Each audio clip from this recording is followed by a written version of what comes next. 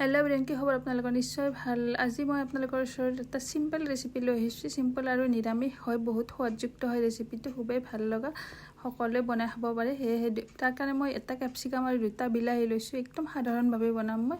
আৰু লগত লম মই অলপ সয়াবিন তাৰ কাৰণে প্ৰথমতে দুটা মই পিয়াজ লৈছোঁ। দুটা পিয়াজ মই স্কয়াৰ কৰি মানে জোখত কাটি লৈছোঁ, মিহিকে কটা নাই।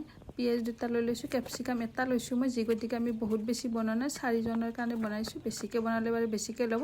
এই 4 জন মানুহৰ কাৰণে বনাম, যি গতিকে আমাৰ কাৰণে এয়া এটা ক্যাপসিকাম দুটা বিলাহী এনে ইমানখিনিৰে হৈ যাব বাৰু।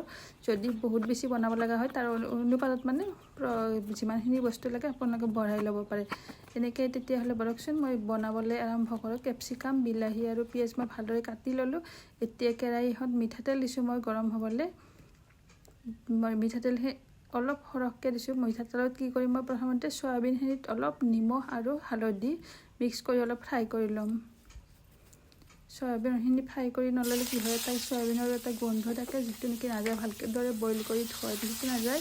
সয়াবিনটো বাৰু প্ৰথমতে মই গৰম পানীত দি তিয়াই কেনে ভালদৰে বইল কৰি লৈছোঁ 10 মিনিটমান। তাৰপিছত মানে উঠাই লৈছোঁ বইল কৰি উঠি। তাৰপিছতহে মই তেলত ভাজিছোঁ, কিন্তু সেইখিনি মই দেখুওৱা নাই বাৰু। তাৰপিছত তেলটো গোটেই শুকাই গৈছে, দেখিছেনে? সয়াবিনটো ভাজি ল'লোঁ মই।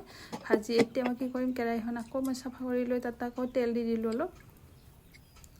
তেল অলপ দি তাতে মই অলপ পিঁয়াজ দিছোঁ, মিহিকৈ কাটি লৈ, বহুত বেছি দিয়া নাই। নিদিলেও হৈ যায় বাৰু, দিলে দিব পাৰে। তাৰপিছত মই তাতে অকণমান বেছি নিদিওঁ, মানে অলপ সাধাৰণভাৱে মছলা ইউজ কৰিম। এতিয়া মানে পিঁয়াজখিনি ভাজি হোৱাত তাত মই এটুকুৰা জালচেনি, এটা ডাঙৰ ইলাচি, দুটা সৰু ইলাচি, লং দুটুকুৰা লৈ অকণমান লৰাই দি তাত মই আদা নহৰু পেষ্ট এচামুচ মানে জোখত মানে এড কৰিছোঁ, দি অলপ ভাজি লৈছোঁ।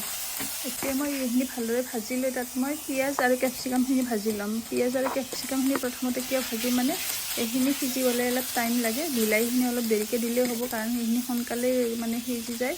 সেয়েহে ইয়াতে অকণমান নিমখ হালধি আন্দাজমতে ইউজ কৰিছোঁ মই। অলপ গৰম মছলা, ঠিক গৰম মছলা বুলি ক'ব নোৱাৰি, এইটো মিক্স মছলা হয়। চব মছলাই যে ঘৰত বনোৱা মিক্স কৰি মছলাটো দি দিলোঁ। তাৰ ওপৰত মই বিলাহীখিনি এড কৰি দিছোঁ।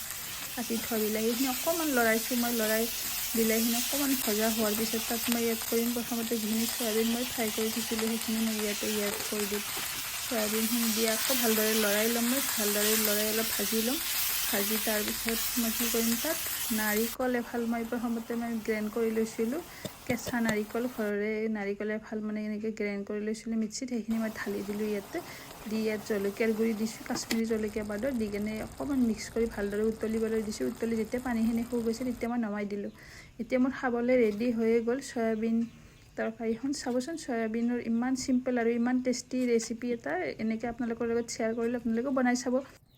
বহুত কম সময়তে বনাব পৰা নিৰামিষ ৰেচিপি হয়। এনেকৈ বনাই চাব যদি চোৱা নাই। যদি চাইছে ভালেই বাৰু, মোকো অন্য ৰেচিপি থাকিলে জনাবচোন কমেণ্টত, আপোনালোকে যদি কেনেকৈ বনাই সয়াবিন খাই ভাল পায়। মোৰ ভিডিঅ'টো শেষলৈ চোৱাৰ বাবে আপোনালোকক বহুত বহুত ধন্যবাদ। নেক্সট এটা ভিডিঅ'ত আকৌ লগ পাম।